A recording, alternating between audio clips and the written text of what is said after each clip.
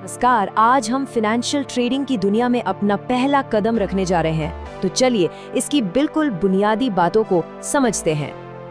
बहुत ही दिलचस्प सवाल से शुरू करते हैं। क्या ऐसा हो सकता है कि जब मार्केट गिर रहा हो, क्रैश हो रहा हो, तब भी पैसा कमाया जा सके?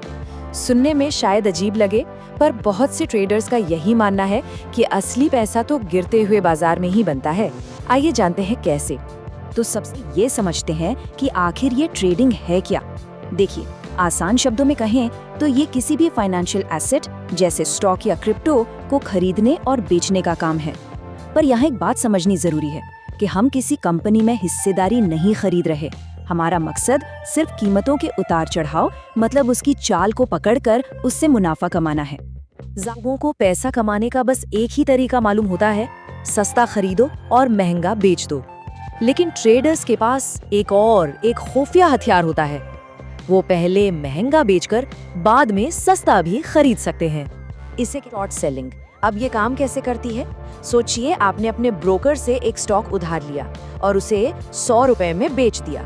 शाम होते होते उसकी कीमत गिरकर 95 रुपए हो गई। अब आपने उसे 95 रुपए में वापस खरीदा और ब्रोकर को लौटा दिया। तो क्या हुआ? बीच का जो 5 रुपए का फर्क था वो सीधा आपकी जेब में। यही वो खास तरीका है जिससे गिरते हुए बाजार में भी पैसा बनाया जा सकता है। अच्छा, ये जान गए हैं कि ट्रेडिंग क्या है, तो सवाल उठता है कि हम ट्रेड करें कहाँ। चलिए देखते हैं कि कौन कौन से मैदान हमारे लिए खुले हैं। तो देखिए, नए ट्रेडर के सामने ये 4 मेन ऑप्शन होते हैं: स्टॉक्स, क्रिप्टो, फॉरेक्स और कमोडिटीज। लेकिन खास तौर पर इंडिया में एक बिगिनर के लिए ये सारे ऑप्शन एक जैसे नहीं हैं। चलिए एक एक करके समझते हैं। सबसे पहले, इंडिया में फॉरेक्स ट्रेडिंग को लेकर एक बहुत सख्त चेतावनी है। यहाँ जो ज्यादातर फॉरेक्स ट्रेडिंग प्लेटफॉर्म्स दिखाए जाते हैं वो अवैध हैं, और अगर उन पर ट्रेड किया तो बैंक अकाउंट तक फ्रीज हो सकता है। तो सीधी सी बात है, शुरुआत में इतना बड़ा जोखिम लेना समझदारी नहीं है। इसी तरह कमोडिटीज की बात करें, जैसे सोना चांदी, तो ये कानूनी तो है, लेकिन इसमें लेवरेज बहुत कम मिलता है। लेवरेज का मतलब होता है अपनी छोटी पूंजी से बड़ी पोजीशन लेना। अब कम लेवरेज की वजह से छोटी पूंजी से यहाँ बड़ा मुनाफा कमाना बहुत मुश्किल हो जाता है। फॉरेक्स और कमोडिटीज को हटाने के बाद हमारे पास बचते हैं 2 सबसे अच्छे और सबसे पॉपुलर ऑप्शन: स्टॉक मार्केट और क्रिप्टो मार्केट। अब इन दोनों मैदानों का एक आमने सामने का मुकाबला करते हैं और देखते हैं कि एक बिगिनर के लिए कौन सा बेहतर है। तो यहाँ मुख्य अंतर है। देखिए, स्टॉक मार्केट का एक तय समय है, सोमवार से शुक्रवार, दिन के वक्त, एकदम अनुशासित माहौल। वहीं दूसरी तरफ क्रिप्टो मार्केट 24 घंटे 7 दिन खुला रहता है। क्रिप्टो में अस्थिरता यानी वॉलेटिलिटी बहुत ज्यादा है। मतलब प्रॉफिट का मौका भी बड़ा है तो रिस्क भी उतना ही ज्यादा। और अब आते हैं सबसे मारूफ लेवरेज।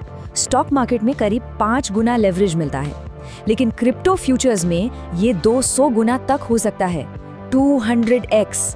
इसका मतलब पता है कि सिर्फ 1000 रुपए लगाकर 2 लाख रुपए तक का ट्रेड किया जा सकता है।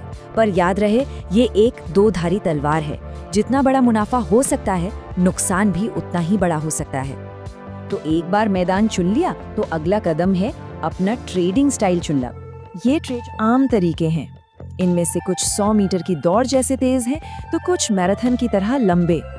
एक बहुत जरूरी बात, जो स्टाइल सबसे तेज होते हैं, जैसे स्कैल्पिंग या ऑप्शंस ट्रेडिंग, उनमें नए लोग अक्सर सबसे तेजी से अपना पैसा गंवाते हैं। स्कैल्पिंग में तो मिनटों में फैसले लेने पड़ते हैं और ऑप्शंस में नुकसान का खतरा बहुत ज्यादा होता है।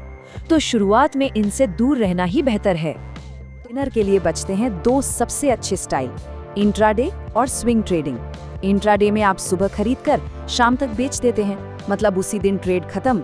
और स्विंग ट्रेडिंग में आप अपनी पोजीशन कुछ दिनों या हफ्तों तक होल्ड कर सकते हैं, जिसमें तनाव थोड़ा कम होता है।